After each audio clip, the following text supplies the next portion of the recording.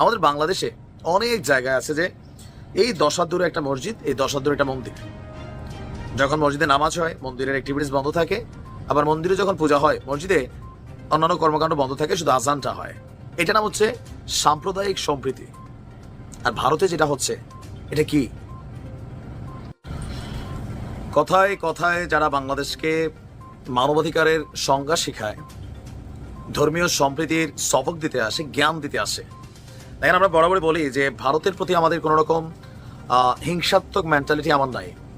শুধুমাত্র এই মোদির সরকার পুরো ভারতবর্ষকে কয় টুকরো করবে, জাস্ট আজকের ভিডিওটা এটা একটা প্রমাণ। আপনারা একটা ছবি দেখছেন, ছবিটা আপনি এখনো বোঝেন না এটা কি।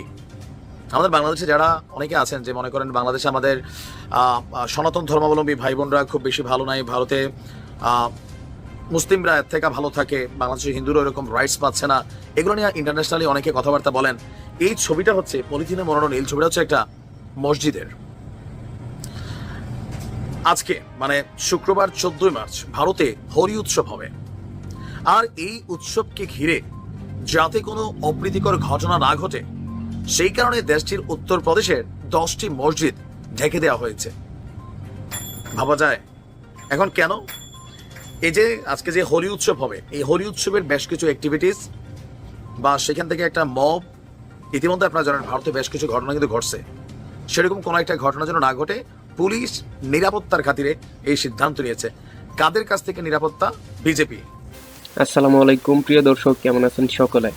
আশা করি সকলে ভালো আছেন।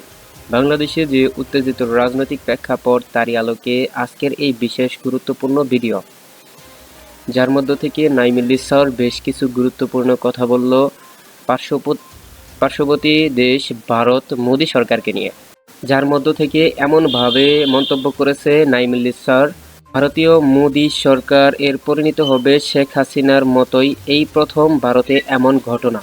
আসলে এই ঘটনাটা কি?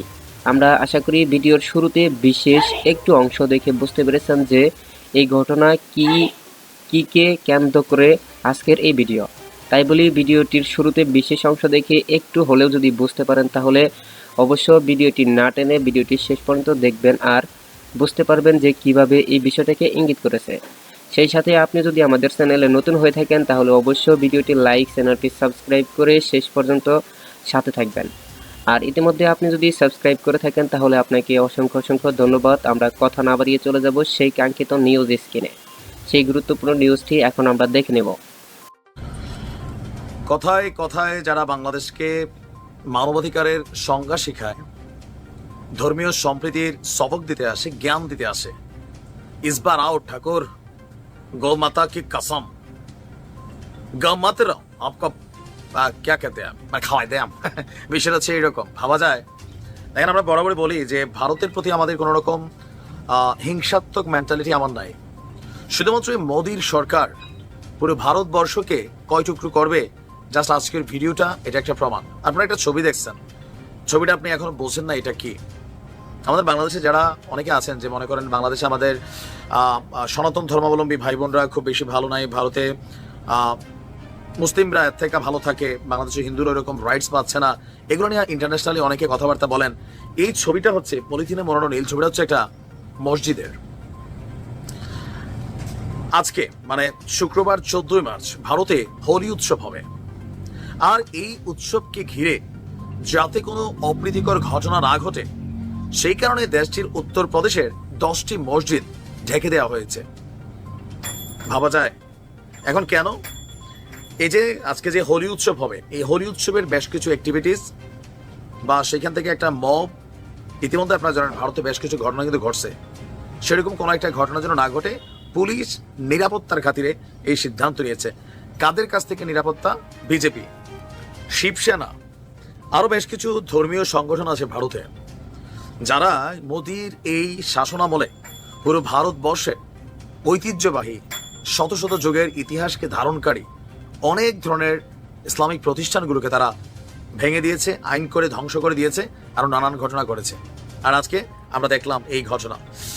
বলা হচ্ছে যে আজকে পবিত্র জুমা এবং হোলি একই দিনে পড়েছে, যা গত 60 বছরেও নাকি পড়ে নাই। আর এই উৎসবকে কেন্দ্র করে যেন কোনো রকম অপ্রীতিকর ঘটনা না ঘটায় দুষ্কৃতিকারীরা বা চক্রান্তকারীরা এই বিষয়ে উত্তরপ্রদেশের প্রশাসন ব্যাপক প্রস্তুতি নিয়েছে। আর পুলিশ বলছে সাম্প্রদায়িক সম্প্রীতি বজায় রাখতে এবং দুই সম্প্রদায়ের উৎসব পূর্ণ আনন্দ ও উল্লাসের সঙ্গে উদযাপন করতে এই সিদ্ধান্ত নেওয়া হয়েছে। আমাদের বাংলাদেশে অনেক জায়গায় আছে যে এই 10 হাত দূরে একটা মসজিদ, এই 10 হাত দূরে একটা মন্দির।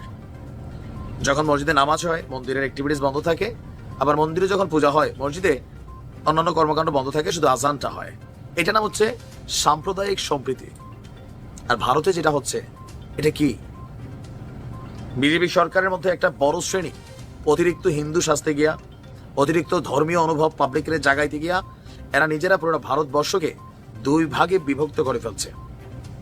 ওই দিন খুব বেশি দূরে না যে ভারত ভেঙে যাবে। আর এই সকল কিছুর জন্য মোদীর সরকার দায়ী থাকবে। কেউ কেউ বলছেন মোদীর পরিণতি শেখ হাসিনার মতন হতে পারে। তবে ভোটের মাঝে মোদীর এখনো হাড্ডাহাড্ডি লড়াইয়ে ভালোই রেজাল্ট আছে। তবে আমজনতা যারা একটু উদার মন মানসিকতার, এই সাম্প্রদায়িক অসম্প্রীতি যেটা, এটা মানুষ পছন্দ করে না। ভাই তোমার ধর্ম তুমি পালন করো, আমারটা আমি, রেসপেক্ট থাকতে হবে। আজকে এই দৃশ্য দেখার পর বাংলাদেশে সংখ্যালঘু নির্যাতন, সংখ্যালঘু সম্প্রদায়ের এটা সেটা নিয়ে আরেকবার কথা বললে, ওই যে ভিডিওর প্রথমে বলছি গোমূত্র খাওয়াই দেয়া। ভালো থাকো। আশা করি আজকের ভিডিওটি আপনি খুবই মনোযোগ এবং গুরুত্বপূর্ণ সহকারে দেখছেন। আজকের ভিডিওটি সম্পর্কে আপনার যদি কোনো মতামত বা প্রশ্ন থাকে তাহলে অবশ্যই কমেন্ট করে জানাতে বলবেন না।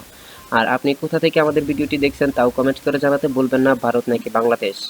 সেই সাথে আপনি যদি আমাদের চ্যানেলে নতুন হয়ে থাকেন তাহলে অবশ্যই চ্যানেলটি সাবস্ক্রাইব করে পাশে থাকা বেল আইকনটি অল করে দিবেন, যাতে করে এরকম লেটেস্ট আপডেট নিউজ সবার আগে আপনি পরবর্তীতে পেয়ে যান। আর ইতিমধ্যে যদি সাবস্ক্রাইব করে থাকেন তাহলে তো আপনাকে অসংখ্য অসংখ্য ধন্যবাদ। আমরা আজকের ভিডিওটি এখানে শেষ করছি। দেখা হবে পরবর্তী লেটেস্ট আপডেট নিউজ এর সঙ্গে। সে পর্যন্ত আমাদের চ্যানেলের নিউজ গেটের সাথে থাকুন। ধন্যবাদ এতক্ষণ সাথে থাকার জন্য।